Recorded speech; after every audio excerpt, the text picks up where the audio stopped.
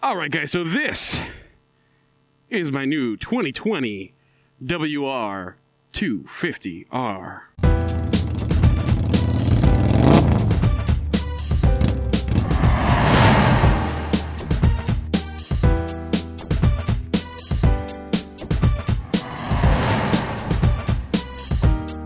Hello there, fellow riders, and welcome to another Should You Buy episode on Riding with Estie.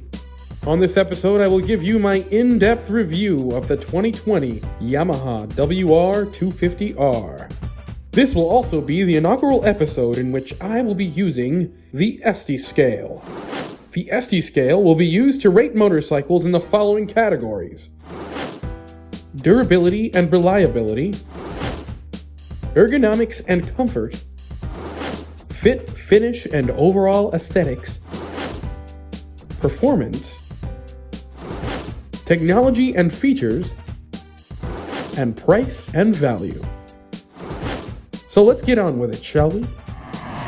And just so you guys know, this bike does have a few modifications that I have already installed. We have these lock-on EMIG hand grips, so I absolutely love them. We have these Amazon ordered $16 handlebar guards, match with the Yamaha blue that we got going on here. And then my favorite mod so far, this seat right here is actually shaved down. It actually looks pretty nice if you ask me. It almost looks stock if you ask me. Now, this seat was actually about 3 inches up higher than it is. And all I did was remove the seat cover, took a fillet knife and cut through the foam, cut it down about 3 inches, about 3 inches of seat height removed, essentially. Then I took one of my daughter's thick blankets, covered it over that foam, and then I took a staple gun and stapled the cover back over. And you asked me, this looks much better, and it's actually, in my opinion, way more comfortable. It actually improved the seating position for my height as well. I'm about 5'8", about 185 pounds. Let's get this bad boy started. The sweet sounds of the motorcycle. All right, so 5'8", about 185 pounds. This is pretty much what it takes for me to get on this bike. I kind of got to swing my leg. Whoa, yeah. Swing it right over. And then I got to basically arrange my buttocks onto the motorcycle. Kind of sucks. Let's get going.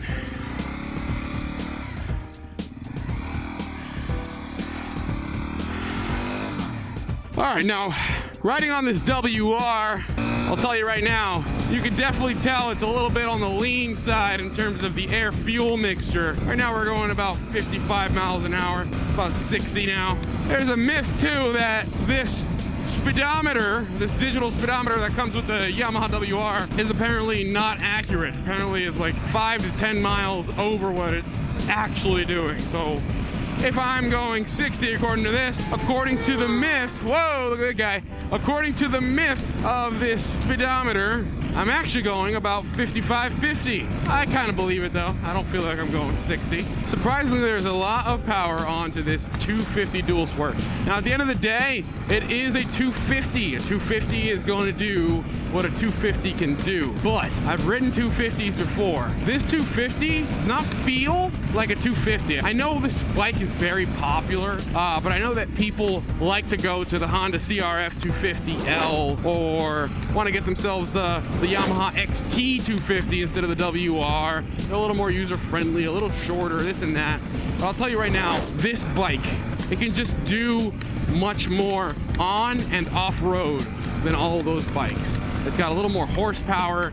It's well made. I mean, it's Yamaha. Yamaha is known for its reliability, its durability. Now, when I was trying to choose these bikes and I was trying to decide on which dual sport I was going to buy, I was actually more inclined to go with the Honda CRF 250L. In my opinion, the Honda CRF 250L had the fuel injection. It had the similar looks to the WR, and it was a hella cheaper. It's closer to the $5,000 mark. Where you're looking at this bike is closer to the $7,000 mark. And then after doing my research and seeing what was up, this bike is actually a significantly more powerful and capable motorcycle than the Honda CRF 250L. I'm not knocking the Honda down at all, but the Honda just doesn't do as much as this bike can do. Now let's talk a little bit about comfort. I know this bike is stock. This bike is actually not comfortable at all. in my opinion, this bike is not comfortable at all.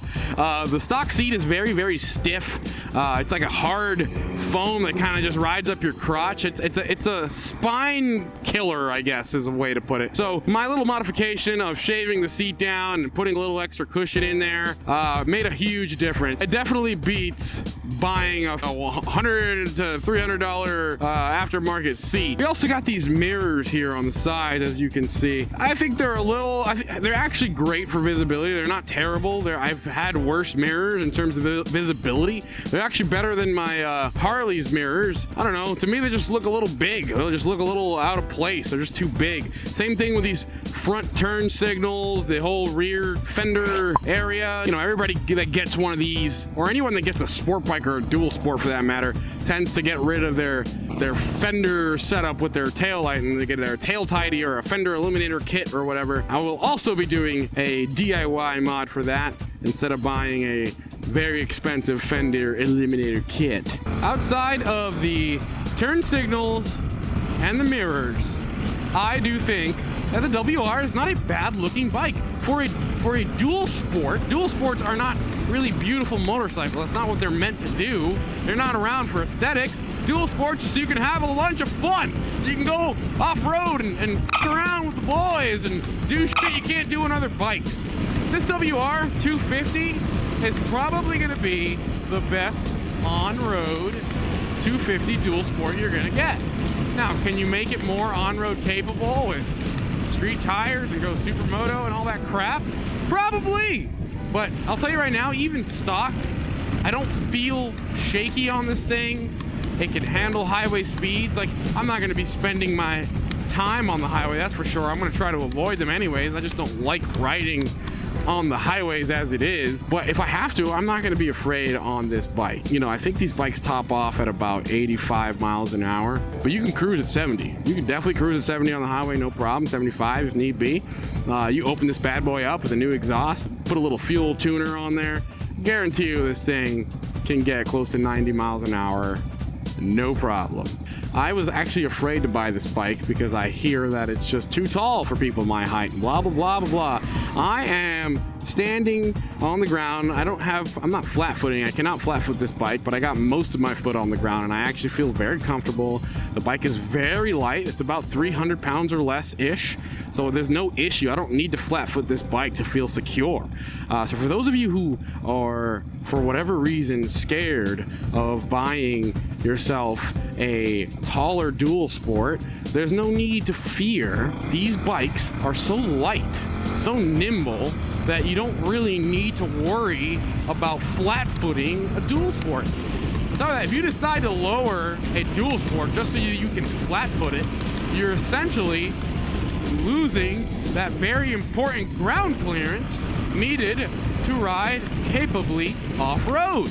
Oh, I like this guy's Harley, bro. Look at that fat tire on the back. Woo, look at this guy. I like it.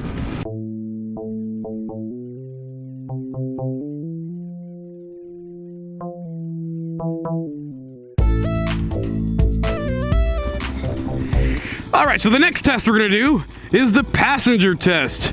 And for this test, I'm gonna use my very annoying brat of a sister, Lucky. Everybody say hi to Lucky. All right, so now we're gonna go ahead and show the passenger capabilities of the WR. We got these foldable passenger foot pegs, one on each side, as you can see. We've got another one right here. I'm gonna ask Lucky for her opinion and her feedback on how it is to be a passenger on the WR. So I'm gonna go ahead and hop on. Oh. All right, Lucky Charms. Why don't you hop on this bike?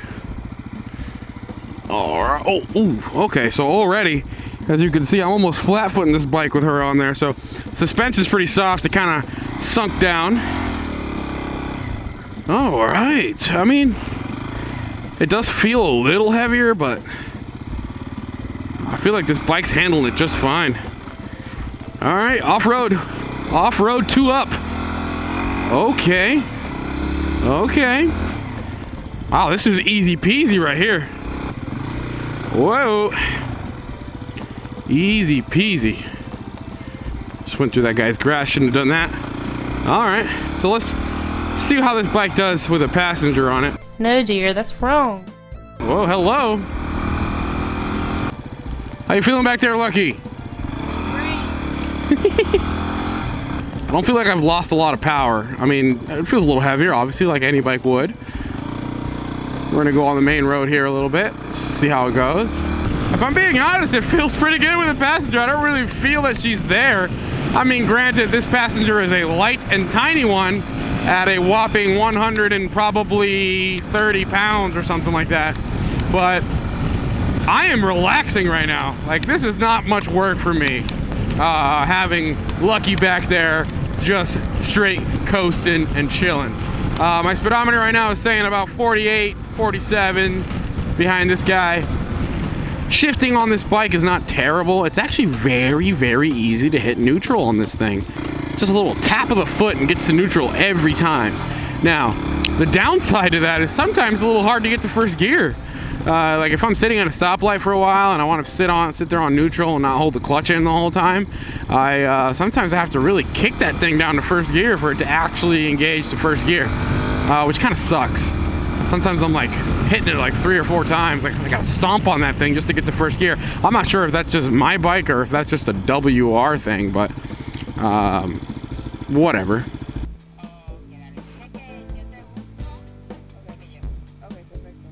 Where? Hey, Lego. All right, Leggy, so tell me, how did you feel on the back of this bike? It's pretty comfy. I feel very secure. I don't have to like grab on the side. It's a pretty comfy ride on a scale from 1 to 10. It's like an 8, 7.5. Okay. Did you feel safe on this thing? Yes. I feel very secure. Cool. There's no fall off at all. All right, tell me about the positioning of your feet. How'd you feel about that? The positioning of my feet is very good. On a scale from 1 to 10, it's a 10. My knees feel weird after. My feet were fine. It was all very good. Okay, so you know, this is coming from a 5'3". How much do you weigh? 35 or 40. 140-pound chick, telling you that passenger pegs are super comfy. Bike was 7 out of 10 comfy, and that could be, you know, possibly because of the upgrade I made on the seat here, but it looks like it can handle a passenger, and it probably can handle a passenger better than other 250s out there, that's for sure. So let's go over the Estie scale for the WR250R. Let's talk about its durability factor. Let me start by saying that it's a Yamaha, which is consistently, year after year, considered to be the most reliable motorcycle brand worldwide. Now, if you just spend an hour or so reading forums and watching videos on this bike, you will find that the general consensus is that this bike is as bulletproof as they come. The valve adjustment checks are every 26,000 miles. Compare that to most other bikes where the valve check intervals are anywhere from 6,000 to 15,000 miles. The bike feels incredibly sturdy and has handled all and any road imperfections with ease, which is no surprise being that this is a dual sport motorcycle. So, for durability and reliability, I'm going to give this bike 5 stars on the Estie scale. Next, let's talk about the ergonomics and comfort on this bike.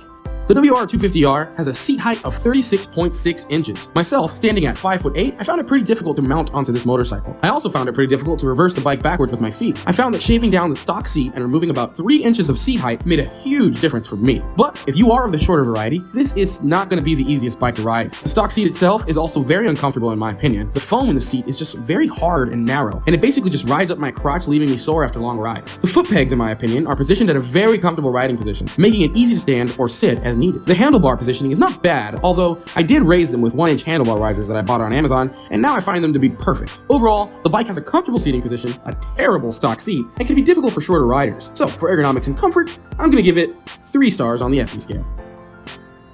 What about aesthetics, fit, and finish? When discussing aesthetics with a dual sport motorcycle, I think the WR250R is one of the more modern looking dual sports out there. The Honda CRF 250L is right there too in terms of looking modern, but if you look at the XT250, the DRZ, the KLR, or the DR650, these bikes have remained almost unchanged for many years and look pretty outdated compared to the WR. I do love the Yamaha blue on this bike with white accents and a touch of gold. The headlight and tail light look sleeker than your average dual sport motorcycle, but the turn signals look too big and bulky for my taste. I would also get a tail tidy or fender eliminator kit for this bike, as that caboose is ridiculous. Being as this is a dual sport, and dual sports are not really meant for looks and more for their versatility, I'm going to give the WR250R 4 stars, and simply because of how it stacks up against the rest of the dual sports in the market. Next, let's discuss the fun part, performance. Let's remember, The WR250R is only a 250. But with that being said, this is probably one of the better performing 250 dual sports in the market today. It has a claimed 30 horsepower and 17.5 foot-pounds of torque, and having a 6-speed transmission makes it surprisingly capable on the road, making it powerful enough to get ahead of traffic. The stock tires, however, are subpar in my opinion, and I would highly recommend upgrading them. The claimed top speed on this motorcycle is roughly 85 to 87 miles an hour. Although the WR runs pretty lean when stock, I did find it to reach 85 miles per hour no problem. That is if the speedometer on this bike is actually accurate. I'm confident that with an aftermarket, free-flowing exhaust, a new air filter or airbox modification, and a fuel tuner, this motorcycle can reach speeds in the 90 mile per hour range no problem, and that's without making any changes to the gearing. In my opinion, this much performance is a good amount for a 250 dual sport meant to be more off-road capable than on-road. The WR250R has a weight of about 300 pounds, making it very nimble and easy to handle on-road, even with a passenger on board. So overall, the WR250R surprised me with its on-road capabilities. It's not a motorcycle I feel comfortable with taking on long trips in the interstate though. So for that, I'm gonna give the WR 3.6 in performance. Let's talk about some of the technology and features on the WR. Since 2008, the WR250R changed the game for dual sport technology with mostly one big move: electronic fuel injection. I absolutely love the fact that this bike is fuel injected, so much so that I am shocked that there aren't more dual sport motorcycles coming out with fuel injection options. The WR also comes with a digital speedometer. That screen also comes with a neutral indicator light, your turn signal indicator lights, and a low fuel warning light. The screen is also automatically backlit during nighttime rides. The downside to that is it's actually harder to see, in my opinion, when you're riding in the daytime. It also comes with a clock and a digital tachometer. The WR also comes with a 1-gallon gas tank that has a lockable gas cap. This gas tank, in my opinion, is pretty small, but there are plenty of aftermarket gas tanks with up to 4 gallons of capacity. The WR is also passenger friendly with foldable passenger foot pegs. The headlight is not the worst headlight for visibility at night, but it's also not the best. I would definitely recommend going with an aftermarket upgrade headlight. It also comes with a handy helmet lock near the left passenger foot peg. Overall, the WR is still one of the more advanced dual sports in today's 250 dual sport market. So with that being said, I'm going to give the WR 3.8 stars in this category. And lastly, let's talk about the moolah, affordability and price.